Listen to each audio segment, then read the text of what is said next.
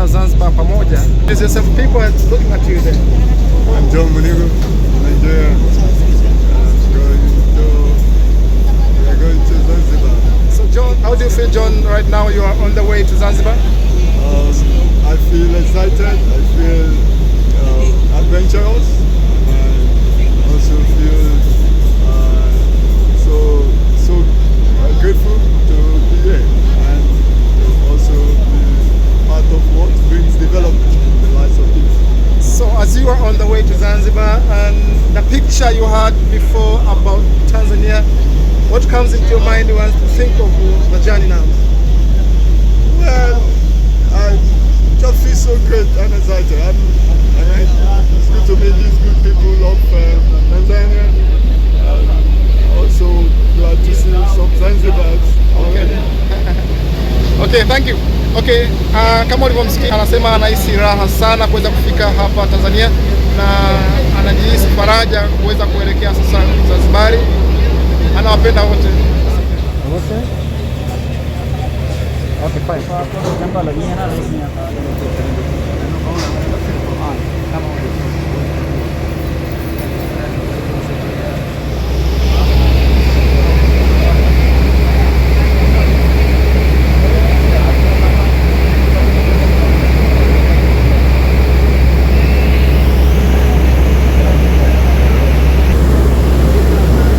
Kwa mbali tunaacha majengo ya jiji la Dar es Salaam na tunaondoka kuelekea sasa mji wenye marashi ya karafuu Zanzibar.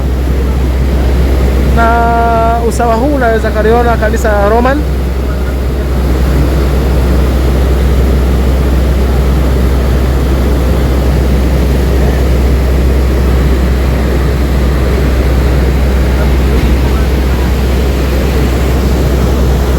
Usijali rafiki yangu, nakupenda sana. Nitakuonyesha hii video mwanzo mwisho mpaka tukifikie kisiwa chenye marashi ya karafuu. Mpaka tukifikie kisiwa chenye marashi ya karafuu.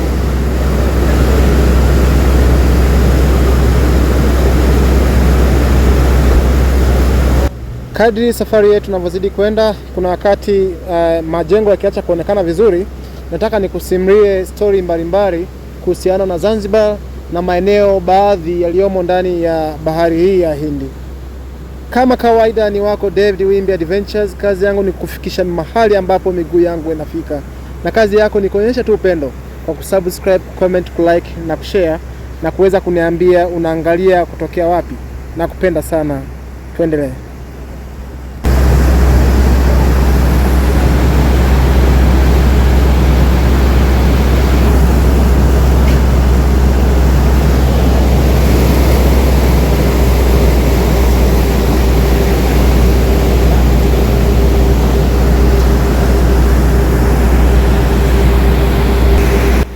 Kutokea hapa waweza kujionea hilo pantuni ambalo linavusha watu kutoka sehemu hiyo ya feri, wanapaita feri au soko la samaki, kuwapeleka sehemu ya pili kule Kigamboni. Kuna wakati nitakuonyesha maeneo ya Kigamboni. Kwa huku wanapenda kuliita pantuni, lakini ingekuwa ni kanda ya ziwa kama kule Mwanza wangekuwa wakiliita feri. Upande wa pili kule transit. Waweza kuiona Kigamboni kwa mbali kidogo, na feri ile pantuni hiyo unaiona pale mbele ndio inasafirisha watu, pamoja na hicho kinachoingia sasa hivi inasafirisha watu kutoka hapa feri soko la samaki hapo na kuwapeleka upande wa pili huko ambapo ni Kigamboni.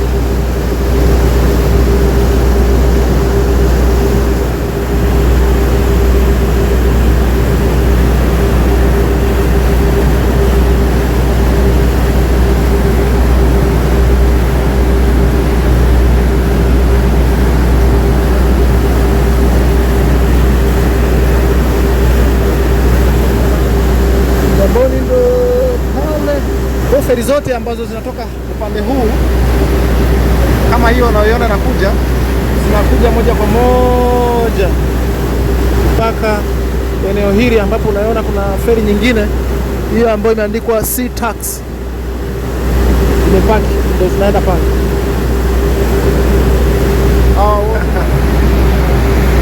Hao wote naona ni wavuvi.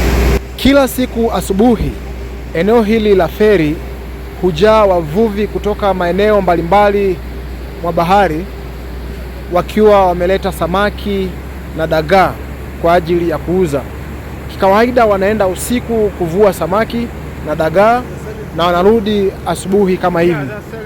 Ni eneo maarufu sana ambalo wafanyabiashara wa samaki na dagaa kutoka maeneo mbalimbali mpaka kule Chanika wapi wanakuja kuchukua hapa na kwenda kuwauzia wananchi.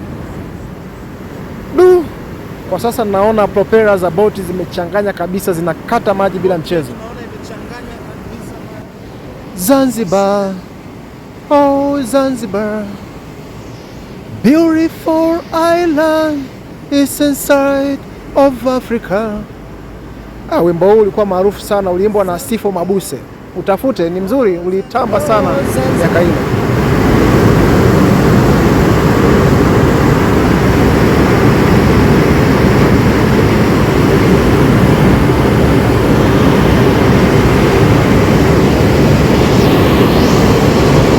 Ndio waweza kujionea jiji la Dar es Salaam, tunaliacha kwa mbali sana. Napenda nikupatie historia kidogo kuhusiana na jina Dar es Salaam. Kabla haijaitwa Dar es Salaam ilikuwa inaitwa Mzizima. Inasemekana ni neno lenye asili ya Kiswahili, labda pengine Wazalamo, lakini neno hilo lilimaanisha, Mzizima lilimaanisha mji wenye ustawi au wenye afya njema. Waweza kuona daraja ya Tanzanite kwa mbali kule, linafanana na Busisi Mwanza, japo la Mwanza ni kubwa sana. Lakini katika karne ya 19 Mwarabu Majdi bin Saidi alilipatia jina Dar es Salaam. Kwa hivyo ikatoka kwenye jina Mzizima ikaitwa Dar es Salaam. Dar es Salaam imetokana na majina mawili au maneno mawili ya Kiarabu. Yaani da maana yake ni nyumba au makazi, na es Salaam maana yake ni amani. Kwa hivyo Dar es Salaam inamaanisha nyumba au makazi yenye amani. Wengine walipenda kusema kuwa bandari shwari, lakini maana yake ndio hiyo. Tuendelee.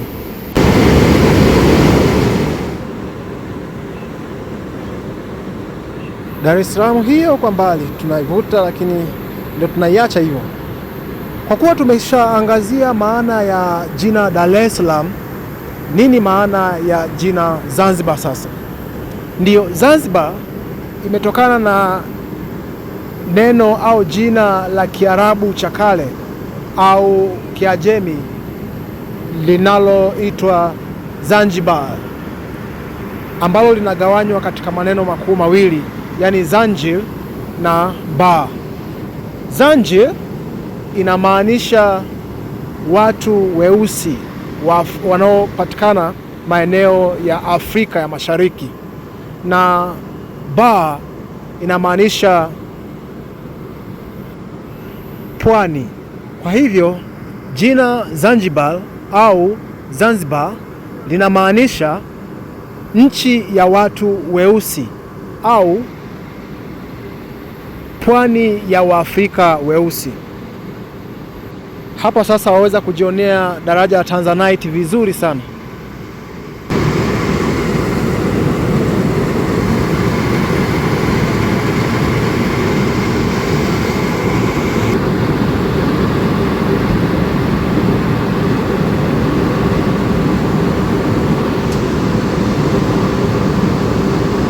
Safari hii kwa sasa tunaelekea ni Unguja, lakini baada ya siku kadhaa nitakuonyesha safari ya kutoka Unguja kuelekea Pemba, kwa sababu hivi vyote ni visiwa viwili vinavyoijenga Zanzibar.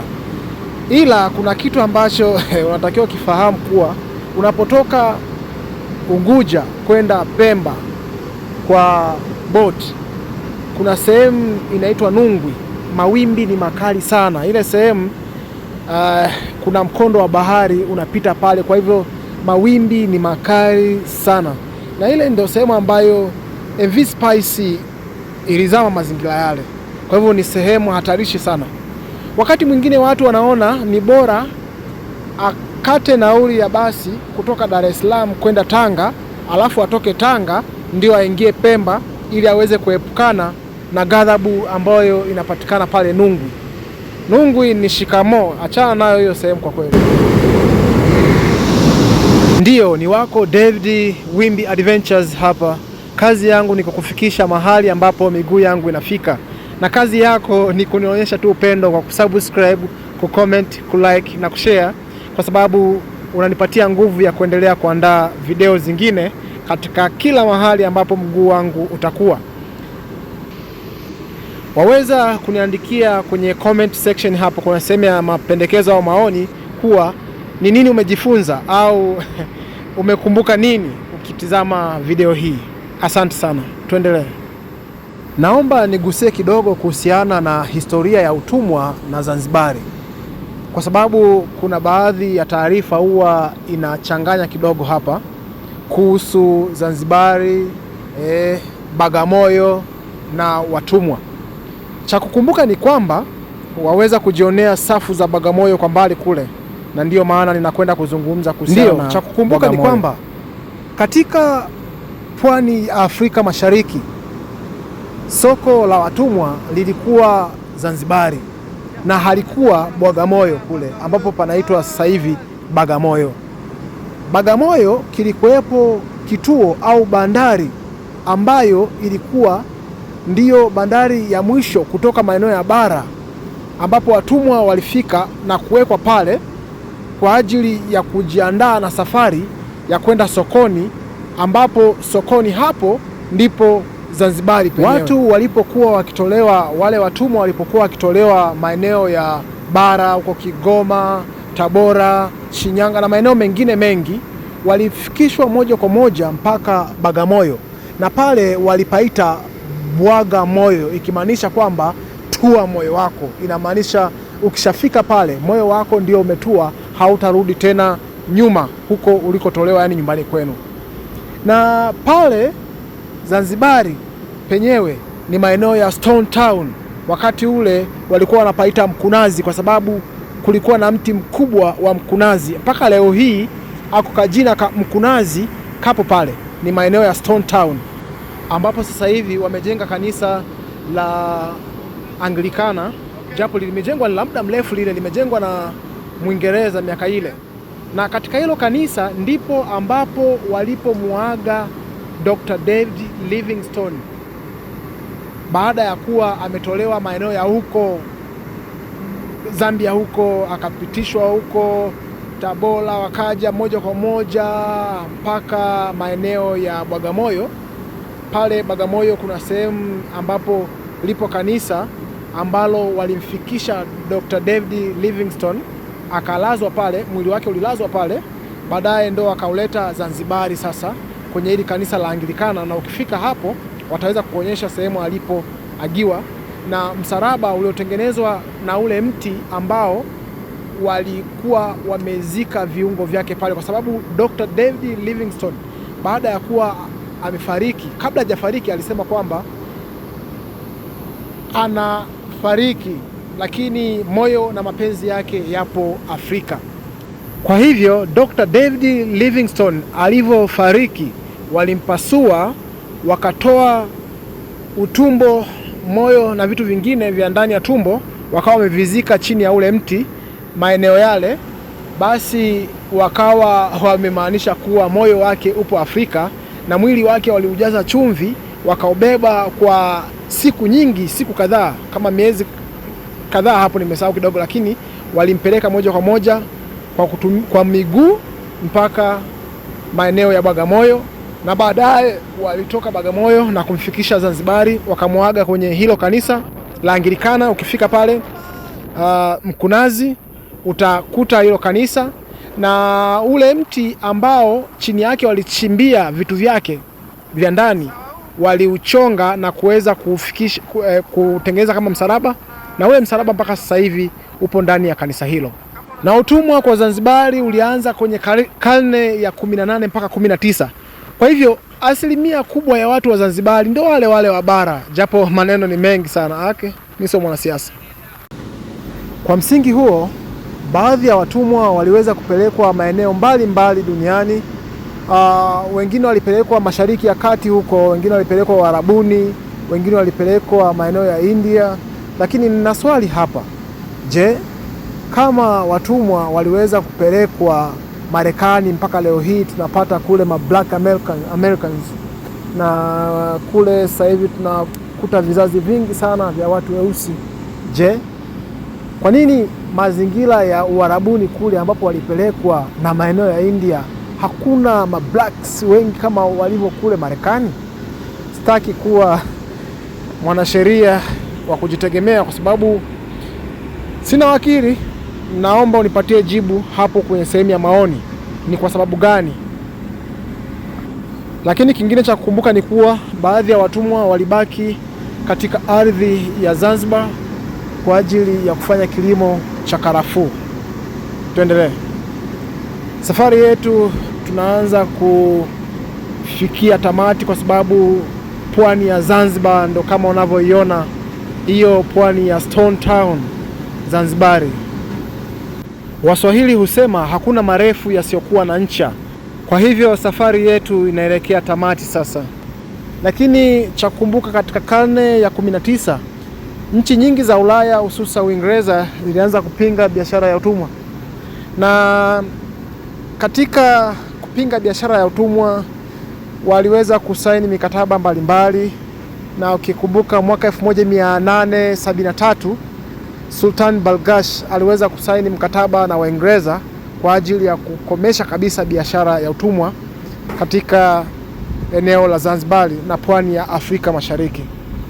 Kwa hiyo tukiachana na enzi zile za Sultani Balgash bin Saidi, utumwa ulipigwa marufuku kabisa rasmi mwaka 1897 chini ya shinikizo kubwa la Waingereza. Na mpaka sasa ukifika maeneo ya Stone Town, yani hapa Stone Town unapaona mbele yako, kuna majengo mengi sana ambayo yalikuwa yamejengwa miaka ile ya sultani, yapo na mizinga, utaona sehemu ya mizinga. Lakini pia soko la watumwa utaliona, hususa maeneo ya Mkunazi. Natumai umejifunza mengi sana na kupenda sana. Naomba uonyeshe upendo kwa kusubscribe, kucomment, kulike na kushare, na kuzidi kufuatilia video zingine ambazo nitakuwa nikiziupload. Tuendelee mpaka tamati. Ngoja nimalizie kwa kukueleza kwa nini sehemu hii inaitwa Stone Town. Ndiyo, unajua kabla ya karne ya 19 maeneo haya ya Zanzibari yalikuwa yamejengwa kwa nyumba za miti na udongo, lakini baadaye kutokana na faida zilizokuwa zikipatikana kwenye biashara ya utumwa na karafuu, watu walianza kujenga nyumba za mawe, hususa mawe ya matumbawe. Watu wa jiografia wanaita coral stones.